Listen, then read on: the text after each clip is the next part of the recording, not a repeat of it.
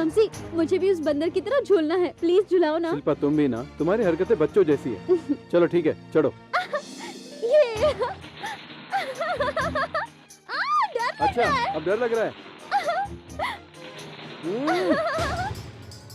Hello, welcome. तू भी हाथी पे बैठना चाहता है तो आजा। ओहो, अब तुम्हारी कमी थी। अपनी शादी के लिए हम तेरे हाथी को जरूर बुक करेंगे, ठीक है ना? चल उसे नीचे उतार। लड़की तो इसी हाथी पे रहेगी, लेकिन तुझे स्ट्रेचर पे जाना पड़ेगा। ए, फोड़ डालो।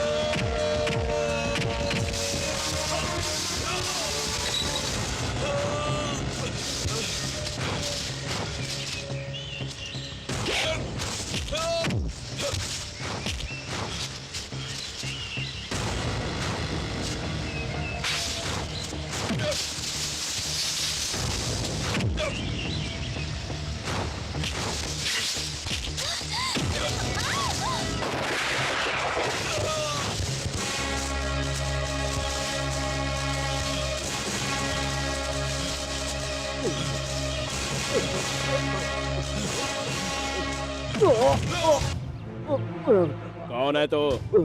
अगर जिंदा रहना है तो सच क्या है बता।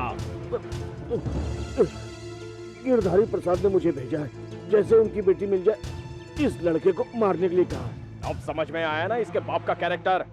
तू यहाँ इसे बचाने के लिए आया है और उसने इसे यहाँ तुझे मारने के लिए भेज दिया।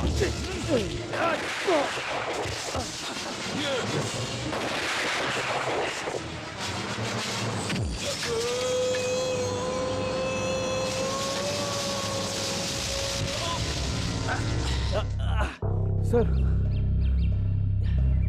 सर,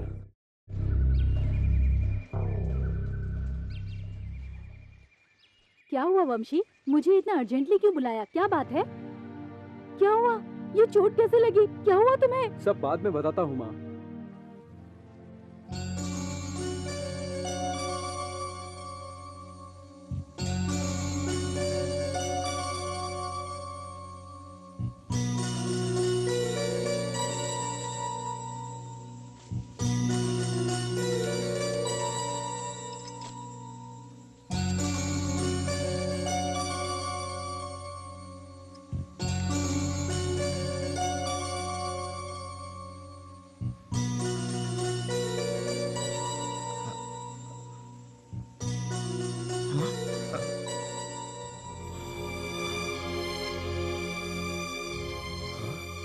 हाँ भैया, ये मेरा ही बेटा है।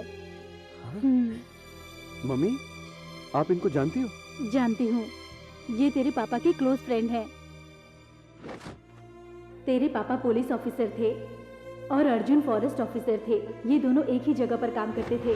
तुम कॉन्वेंट में पढ़ रहे थे, इसलिए मैं शहर में रहकर यहाँ कभी कभार आती थी।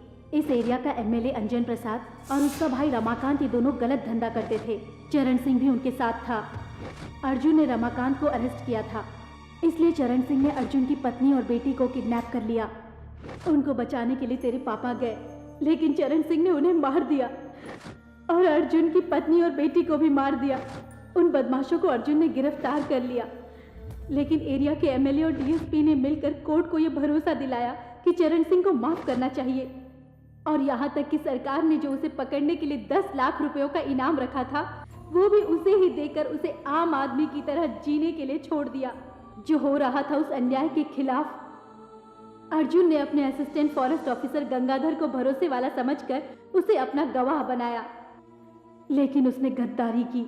हमारे एसआई साहब के बीवी और बच्चे शहर में रहते थे, वहीं एसआई के बीबी के साथ उनका कुछ रिलेशन बन गया होगा। मुझे लगता है ये बात एसआई साहब को पता चल गई होगी और एसआई साहब ने उनका खून कर दिया होगा।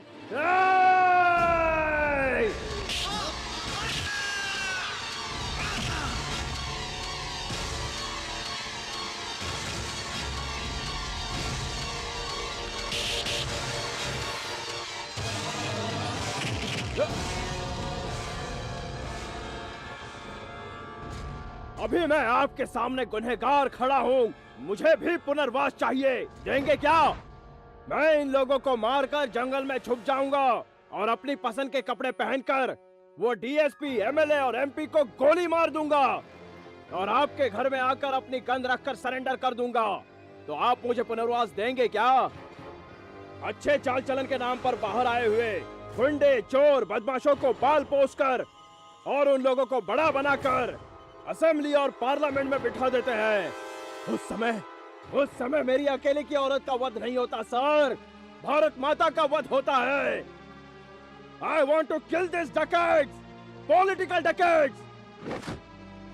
इतने सारे गुनाह किए हुए लोग आज हमारी सोसाइटी में बड़ा आदमी बनकर घूम रहे हैं।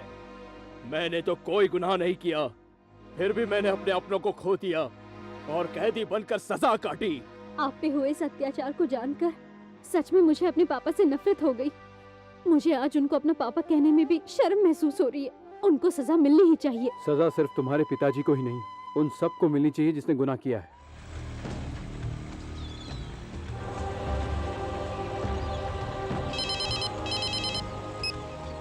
हेलो, मैं गिरधारी बोल रहा हूँ। अपना स्पेशल जहाज मुझे अभी तक दिखाई नहीं दे रहा है। क्या हुआ?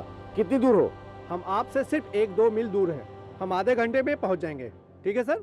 लिसन, आधे घंटे में अपना जहाज यहाँ आने वाला है।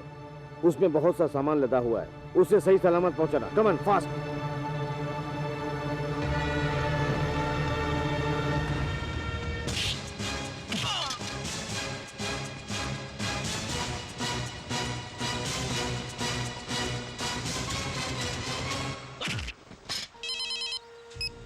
हे पीटर, व्हाट्स हैपनिंग? आधे घंटे से ज्यादा हो गया, अभी तक शिप दिखाई नहीं दे रहा मुझे। क्या हुआ? क्या हुआ है ये सुनने के लिए तुझ में ताकत है गिरधर? कौन है?